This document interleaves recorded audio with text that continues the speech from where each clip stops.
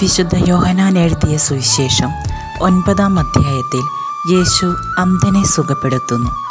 കാഴ്ച കിട്ടിയ അവൻ തനിക്ക് കാഴ്ച തന്ന യേശുവിനെപ്പറ്റി പ്രഘോഷിക്കുന്നു.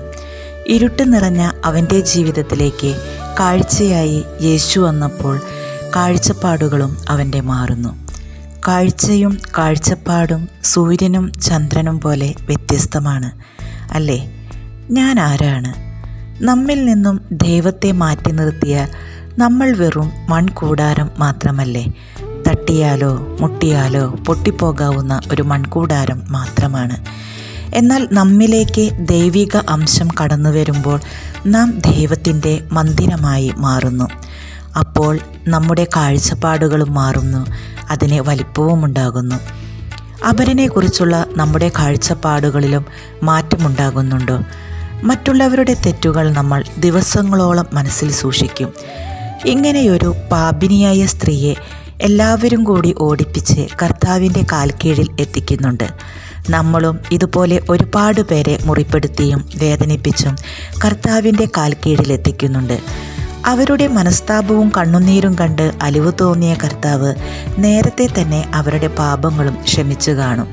എന്നാൽ അവരെ കൊണ്ടുവന്ന ജനത്തോട് നിങ്ങളിൽ പാപമില്ലാത്തവൻ ആദ്യം കല്ലെറിയട്ടെ. ഇന്നും നമ്മളോട് കർത്താവ് പറയുന്നുണ്ട്, നിങ്ങളിൽ പാപമില്ലാത്തവൻ കല്ലെറിയട്ടെ. ഒരുപാട് കല്ലുകൾ നമ്മുടെ കയ്യിൽ മറ്റുള്ളവരെ എറിയാനായി ഉണ്ട്. മറ്റുള്ളവരുടെ അവസരം നോക്കി എറിയാൻ എടുത്തു വയ്ക്കുന്ന കല്ലുകൾ നമുക്ക് തന്നെ അസ്വസ്ഥത സൃഷ്ടിച്ചു കൊണ്ടിരിക്കുമെന്ന് മാത്രം. എന്നാൽ കർത്താവിൻ്റെ വാക്കുകേട്ട് നമ്മൾ ഈ കല്ലുകളൊന്ന് താഴെയിട്ടാൽ ഈ കല്ലുകളെ ഒരു പടവുകളാക്കി ഉയരത്തിലേക്ക് ഉയരാൻ പറ്റും. അപരനെ അപമാനം വരുത്തുന്ന എന്തെങ്കിലും കാഴ്ചപ്പാട് എന്നിലോ നിന്നിലോ ഉണ്ടെങ്കിൽ അതിൽ നമുക്ക് ഗൗരവമായ മാറ്റം വരുത്താൻ പറ്റണം. ഗലീലി കടലിനെ കുറിച്ച് നമ്മൾ കേട്ടിട്ടുണ്ട്. വ്യത്യസ്തമായ മത്സ്യസമ്പത്ത്, വ്യത്യസ്തമായ ജലജീവികൾ, വ്യത്യസ്തമായ കടലിനടിയിലെ ചെടികൾ എല്ലാം കൊണ്ടും അനേകം ടൂറിസ്റ്റുകൾക്ക് കണ്ണിന് കുളിർമ നൽകി ഗലീലി ശാന്തമായി ഒഴുകുകയാണ്. അനേകം ജലസ്രോതസ്സുകൾ ഈ ഗലീലി സ്രോതസ്സിനോട് ചേർന്ന് കിടക്കുന്നു. എന്നാൽ അതിനപ്പുറത്തെ കരയിലാണ് ചാവുകടൽ. താഴ്ന്ന പ്രദേശത്ത് സ്ഥിതി ചെയ്യുന്ന അതിലെ വെള്ളമാകട്ടെ ഒഴുക്കില്ലാതെ ലവണാംശം കൂടി കെട്ടിക്കിടന്ന് ജീവനുള്ള വസ്തുക്കൾക്ക് വളരാൻ പോലും സാധിക്കാതെ ജീവനുള്ള വസ്തുക്കൾ പൊങ്ങിക്കിടക്കുകയും ചെയ്യുന്നു. ഓർക്കുക, ജോർദാൻ എന്ന ജലസ്രോതസ്സിൽ നിന്നാണ് ഗലീലിയിലേക്കും ചാവുകടലിലേക്കും ജലമൊഴുകുന്നത്. രണ്ടും വ്യത്യസ്ത സ്വഭാവം കാണിക്കുന്നെന്ന് മാത്രം.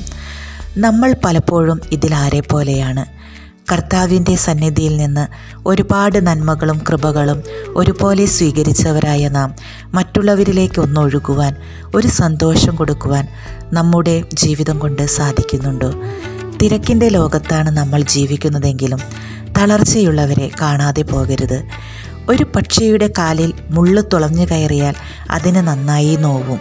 എന്നാൽ അതിൻ്റെ നോവിനെ മറന്നാണ് അത് ഉയരത്തിലേക്ക് പറക്കുന്നത്.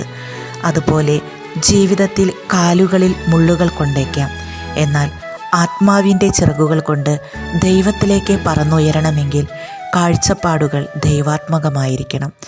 കാഴ്ചയുണ്ടായാൽ മാത്രം പോരാ, നമ്മുടെ കാഴ്ചപ്പാടുകൾ നന്നായി ദൈവസന്നിധിയിലേക്ക് ഉയർന്ന് ദൈവാത്മകമായി ജീവിക്കുവാൻ എനിക്കും നിങ്ങൾക്കും സാധിക്കട്ടെ.